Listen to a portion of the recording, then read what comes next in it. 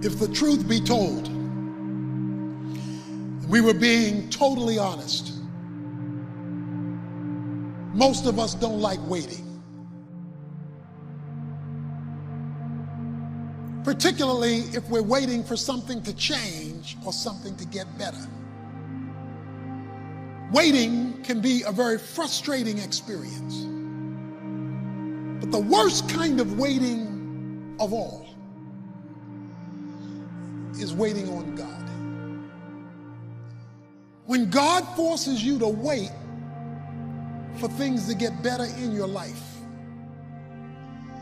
for things to improve, to change, to reverse, and nothing is happening. And yet, over and over again in the Bible, we're told to wait on the Lord. The most difficult place for you to be in life is in God's waiting room. In God's waiting room. Some of you are in God's waiting room right now.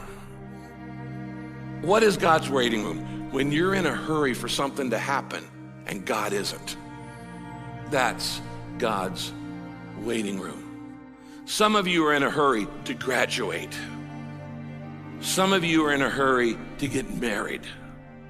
Some of you are in a hurry to start a family.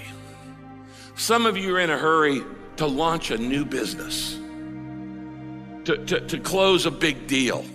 Some of you are in a hurry for a big goal, a big dream, a big accomplishment. Some of you are in a hurry for all kinds of different things, and God isn't. And one reason we get in a hurry is we think we're falling behind. Our friend is getting married. Our coworker got promoted. The neighbors moved into a new house. We got to make things happen. We're being left out. Well, here's the key. What has your name on it will not go to anyone else. We don't like to trust somebody else's timing. Why? Because we lose control. And so we'd rather than trust God, because trusting God means, my goodness, I actually have to trust God. We'd rather go, listen, I like the plan and purpose you have for my life, but can we do it my way? And here's the funny thing. Now that I'm a parent, I recognize in my children that they don't like it to wait on my timing. They don't like to wait.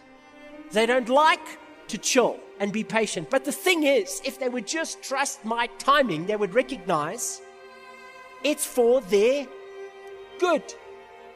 It's for them to be blessed and prosperous. And so you can live life frustrated, anxious, stressed out, angry, or you can rest and go, God, I have to trust in your timing. Another thing you have to learn in life is that a delay is not a denial. There's a big difference between no and not yet. Now, immature children don't know the difference.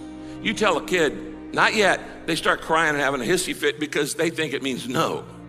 They don't understand a delay is not a denial. We all have things that we're waiting for, problem to turn around. When it's taking longer than we thought, it's easy to get discouraged, to become impatient.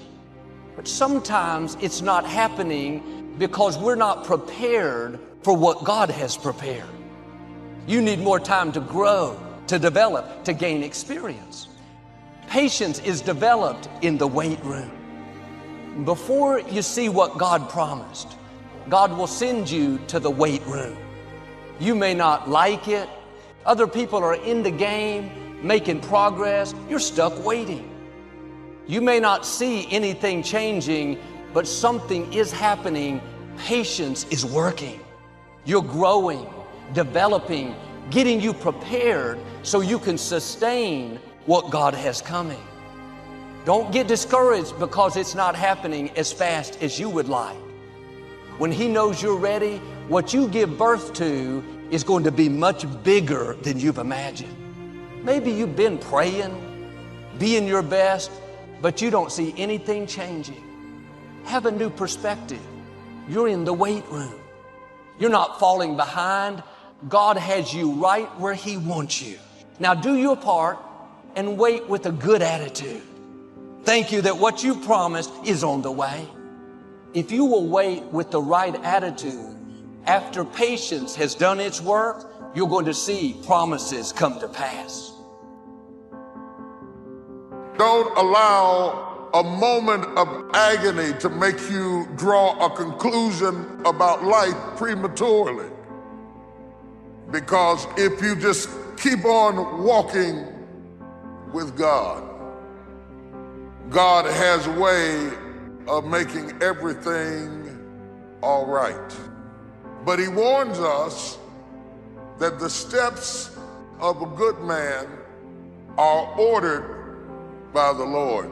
Now, the term steps implies process.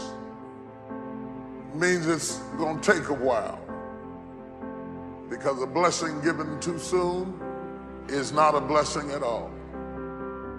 I can give my son the car keys now, but had I given it to him when he was 5, it would not have been a blessing at all. He can't handle it.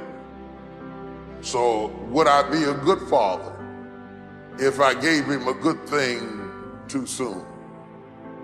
Sometimes my goodness is proven by my ability to say not yet. You see, while you're working on your project, your goal, your dream, your vision, God's working on you. And God's much more interested in you than in what you're trying to accomplish. Because you're not taking your accomplishments to heaven, but you are taking your character.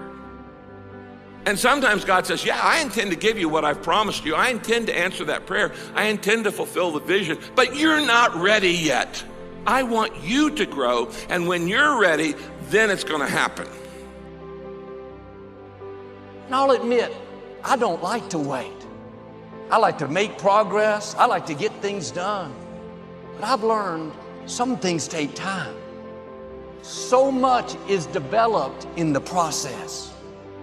When you're doing the right thing, but nothing's changing, remember, something is happening. You're growing. You may not like it, but you can't bypass the process. David said, God, my times are in your hands. I not only trust your ways, but I trust your timing. When I'm ready, when I can handle it, you will take me to new levels of my destiny. Something may have your name on it. You know God has put it in your heart. But if it happens too soon, the blessing will become a burden. Sometimes God proves His love to us by what He's not letting us have. We just have to spend more time in the weight room, growing, learning to trust God, learning to keep a good attitude when things aren't going our way. The sooner we pass these tests, the sooner God will release what belongs to us. You can never lose faith. When you don't see no way how, you have to buckle down and keep believing. God is always coming. The moment you ask God for something, He boxes it up and He ships it to you. It's going to come. He just don't tell you when. But He don't tell you when the package is going to arrive. So here's the deal. He wants you to stay in faith to receive the package, because He only delivers to Faith Street. That's how it works, man. Let me tell y'all something. Being successful is not a magic trick. You just have to learn the principles of success. I am telling you, your education ain't got nothing to do with it. Now, when you gonna ask Him for it, and are you gonna wait for it to happen? Or are you gonna lose faith? Well, I guess it wasn't the Lord's will. How you know what God's will is?